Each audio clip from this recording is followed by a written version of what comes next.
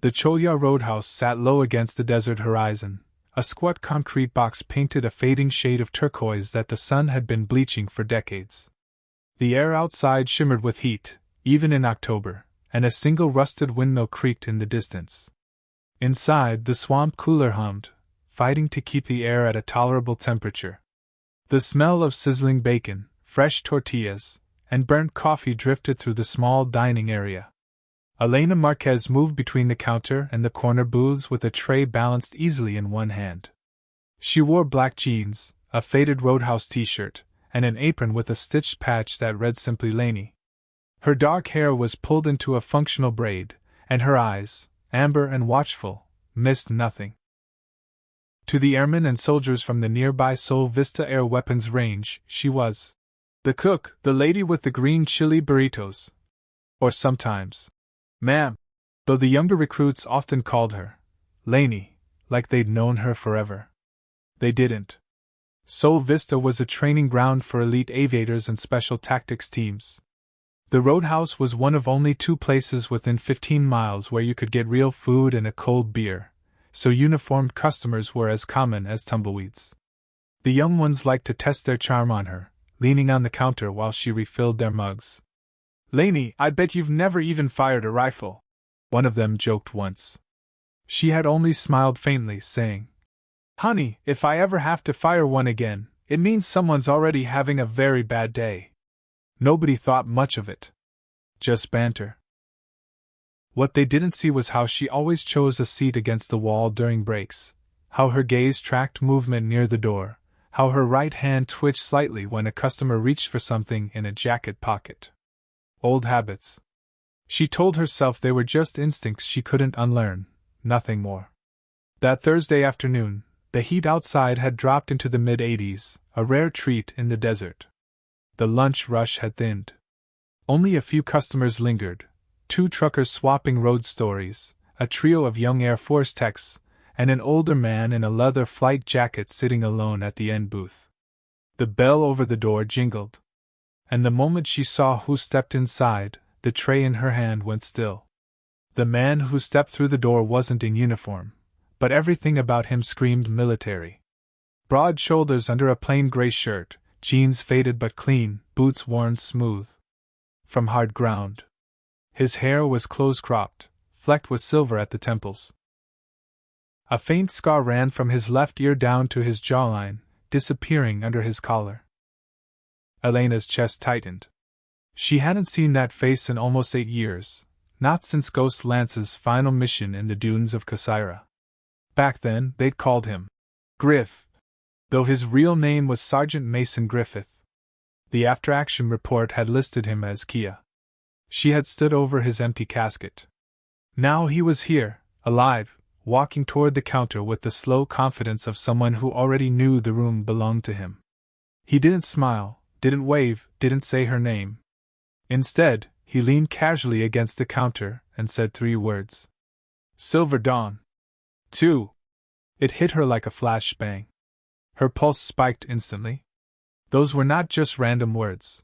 They were part of an old Ghost Lance contingency protocol. Silver Dawn meant imminent threat inside the immediate vicinity. 2 indicated 2 hostiles, both armed, one carrying a device of mass casualty potential. Her eyes flicked past him, scanning the room. She spotted them in seconds. 2 men she hadn't noticed before now stood near the restroom hallway. Plain clothes, but the fit was all wrong, shirts hanging loose where shoulder holsters might be, the weight in their hips not from wallets but from sidearms. One had a messenger bag slung casually across his chest, but his stance was wrong. Balanced.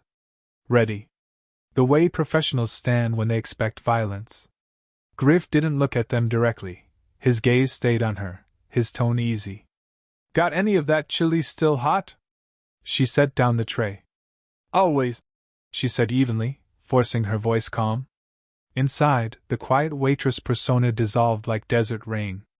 Calculations spun, distance to targets, civilian locations, line-of-sight angles, possible accomplices.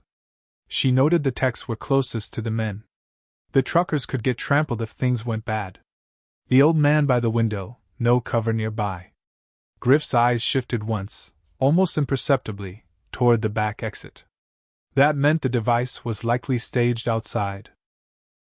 Which meant if these two were here, their job was to keep people in until it went off. Her next move had to be fast, and invisible. Elena's mind mapped the battlefield in a heartbeat. 2 tangos inside, 1 probable device outside, civilians scattered in the blast radius. Griff was unarmed, at least visibly, so it was on her. She slid behind the counter, pouring coffee into a mug as if nothing was wrong. Her hands didn't shake. The trick was to look ordinary until the moment you weren't. The taller of the 2 men shifted his stance. His right hand ghosted toward his waistband, checking the weapon's position. His eyes flicked toward the front windows, timing something. She saw the movement in her peripheral vision without turning her head. "Hey, Laney," called one of the young techs. "Can we get more chips?" She smiled faintly. "Sure thing." She took a slow breath, then moved. First, she stepped from behind the counter and angled herself so the men had to adjust their sight lines. Then, coffee pot in one hand, she stumbled. Or at least, it looked like she did. She caught herself against the taller man's shoulder, hot coffee splashing across his chest and face. He yelped in surprise, instinctively grabbing at his shirt. That hand never reached his weapon.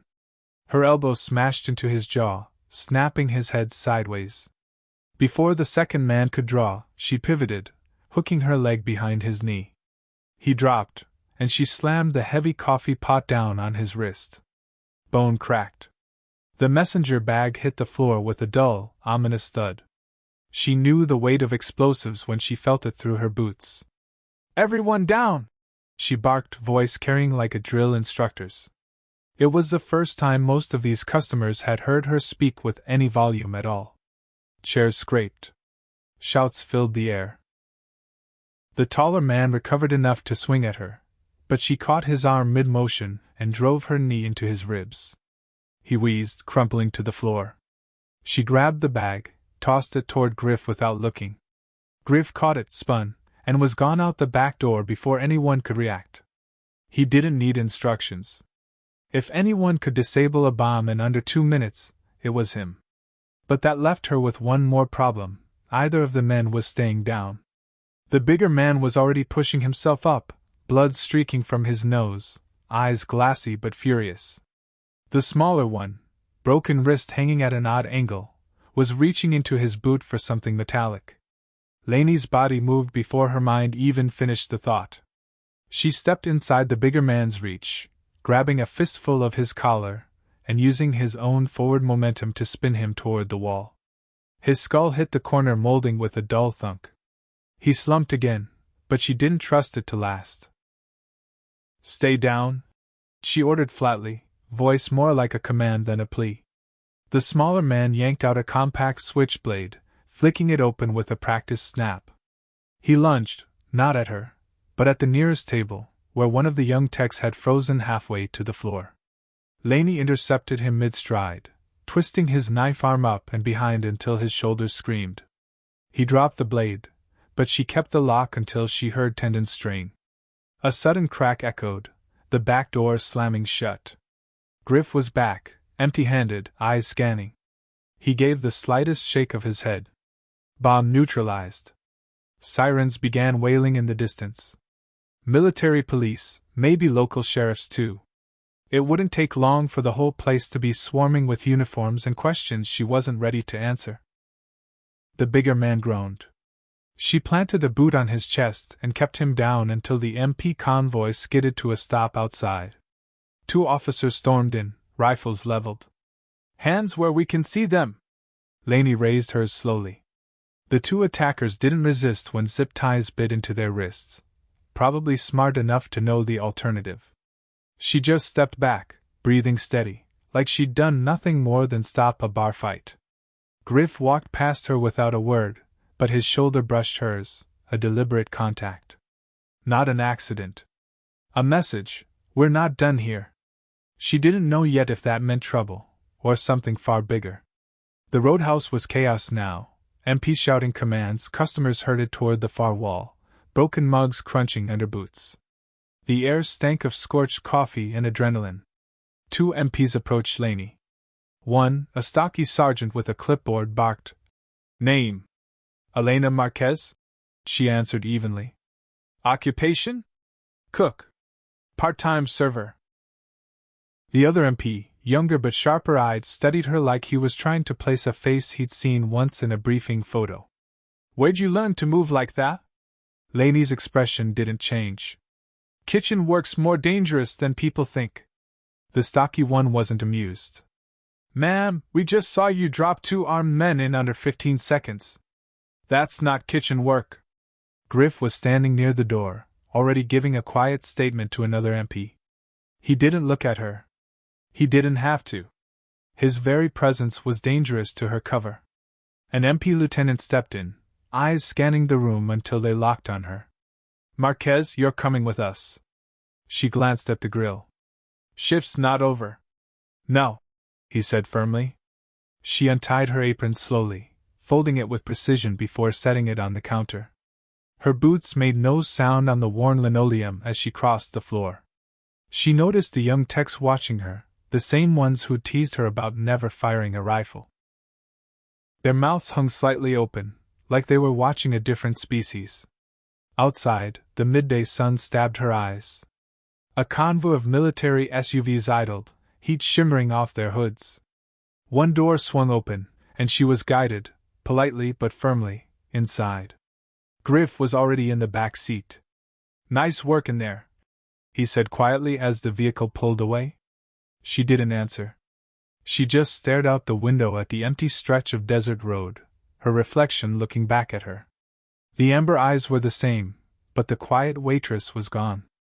The convoy rolled past the outer checkpoints of Sol Vista Air Weapons Range, the guard towers casting long, thin shadows across the sand.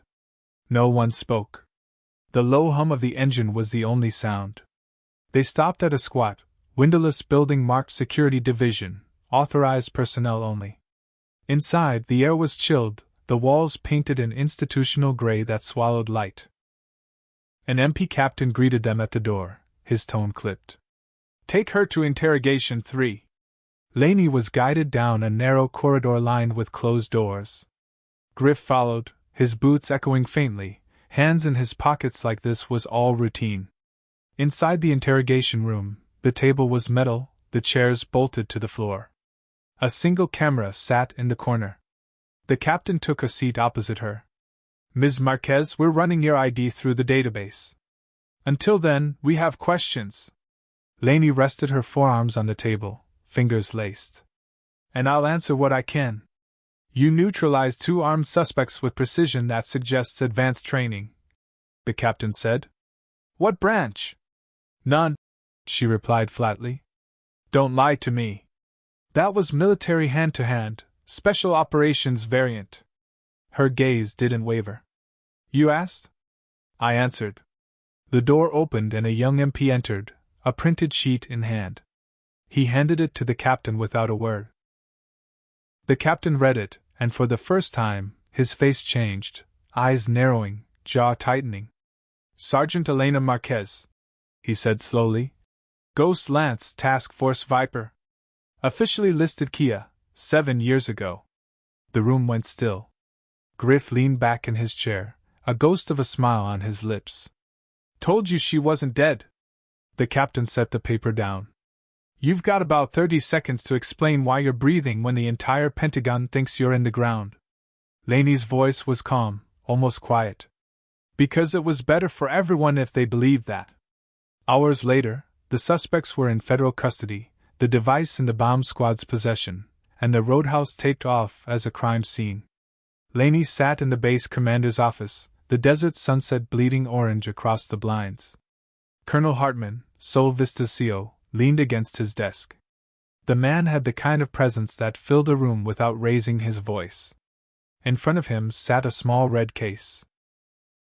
"This," he said, "was awarded posthumously to Sergeant Elena Marquez, Silver Star for Valor in Casaira. It's been sitting in storage for 7 years.